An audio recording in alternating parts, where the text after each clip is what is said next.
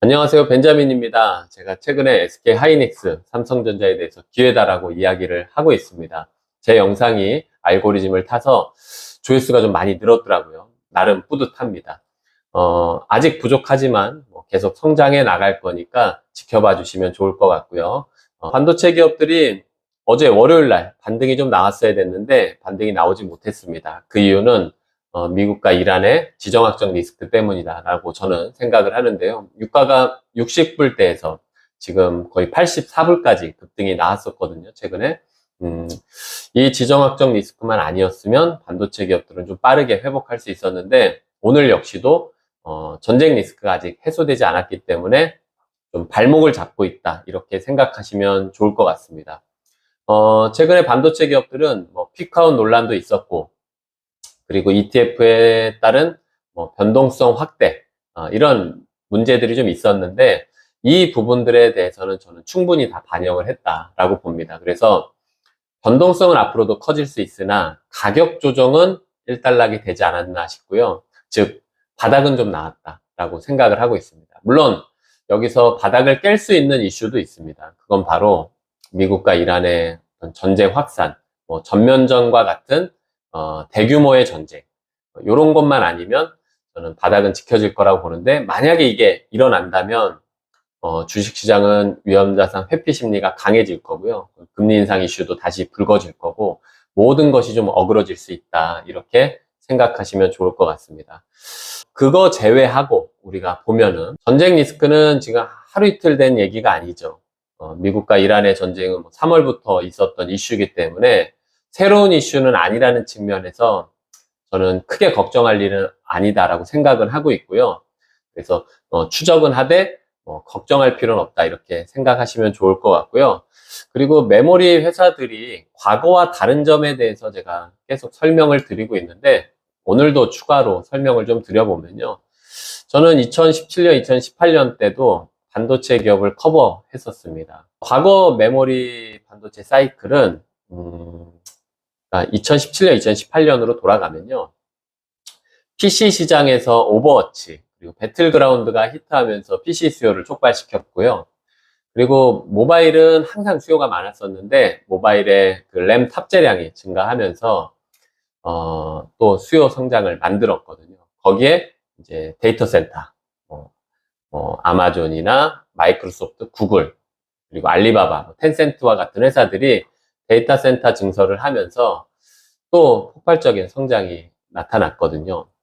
근데 그때 또 중요했던 게, 넷플릭스가 아마존의 클라우드를 이용하면서 또 수요 성장을 만들었고요. 그리고 페이스북, 인스타 같은 이런 회사들이 그전에는 텍스트 기반의 서비스를 많이 제공을 했었는데, 이제 동영상 서비스를 제공하면서 비정형 데이터 수요가 폭발적으로 늘어났었거든요. SNS에서 비정형 데이터가 증가하면서, 즉 동영상 컨텐츠가 증가하면서 데이터 센터 수요를 촉발시켰거든요. 지금도 마찬가지입니다.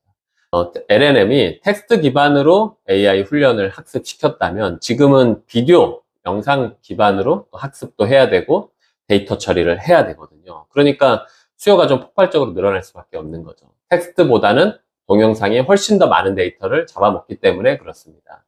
그래서 메모리 수요가 지금 증가하고 있는 거고, 그리고 과거랑 좀 다른 점은, 과거에는 PC가 10% 이상 차지를 했고, 그리고 모바일이 한 50% 정도 차지했고, 데이터 센터가 한 40% 차지했단 말이에요. 근데 PC랑 모바일은 소비재지 않습니까? 그래서 경기에 굉장히 민감하거든요. 경기에 따라서 수요가 증가하기도 하고 또 다운되기도 하고 이러는데, 지금은 PC 시장이 한 1, 2%밖에 안 돼요. 전 메모리 시장에서 차지하는 비중이. 그리고 모바일도 지금 한 30%대로 줄어들었습니다. 그리고 이제 일반 데이터 센터랑 AI 데이터 센터가 거의 65에서 70을 향해서 가고 있는 상황이란 말이에요. 데이터 센터는 B2B이기 때문에 훨씬 더 안정적이죠. 그리고 B2B라는 거는 기업들의 투자 환경이 중요하거든요.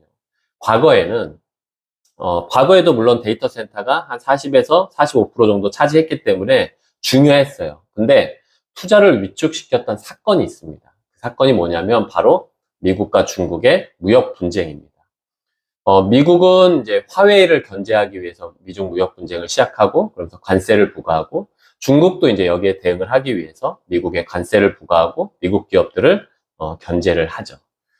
근데 과거랑 다르게 지금은 미국과 중국이 분쟁을 하고 있죠. 그리고 AI 군비 경쟁을 하고 있죠. 근데 과거에는 미중 무역 분쟁이 투자를 위축시켰어요.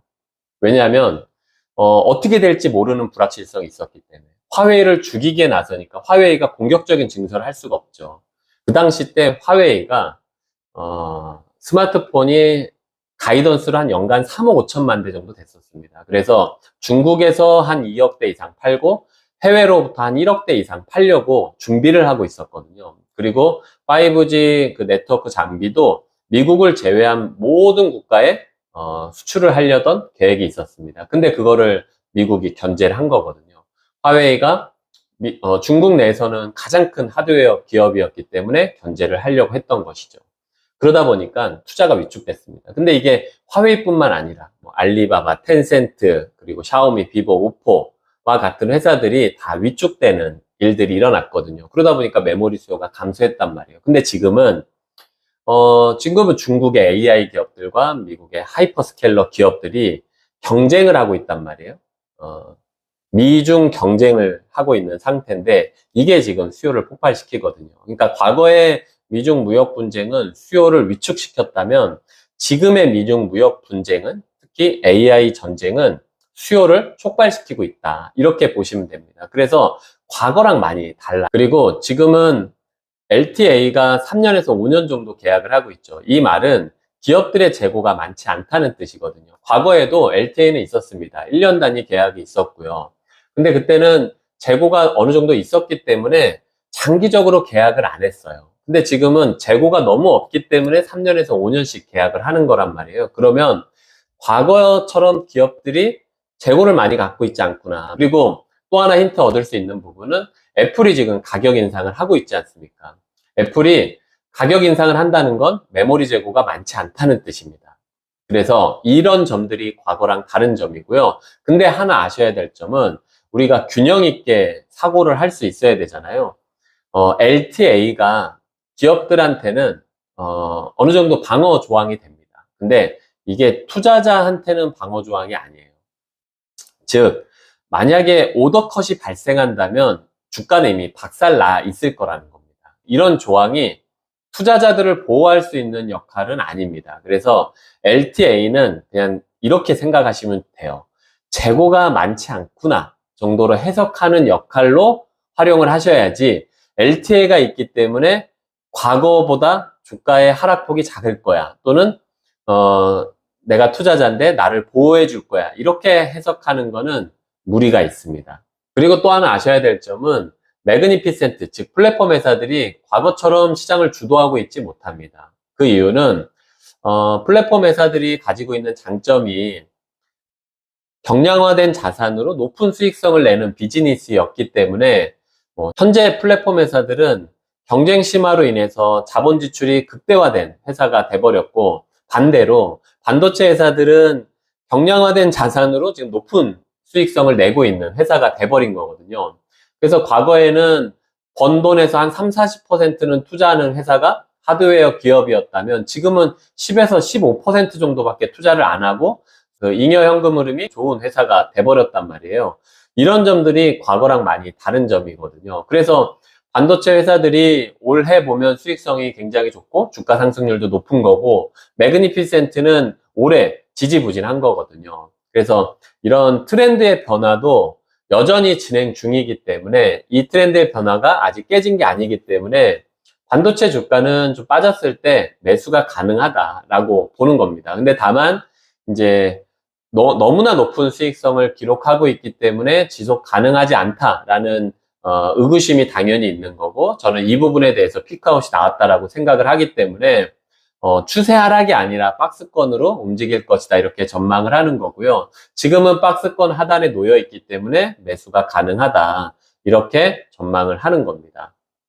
아시겠죠? 그래서 반등이 나오면 이제 좀 대응을 해야 되지만 지금은 매수로 대응하는 게 합리적이다 이렇게 보시고 투자 전략을 세우시면 될 것 같습니다. 아시겠죠? 제가 제 생각을 실시간으로 공유하려고 텔레그램 링크도 하나 올려놨거든요. 게시물 확인하시면 있으니까 들어와 주시면 감사하겠고요.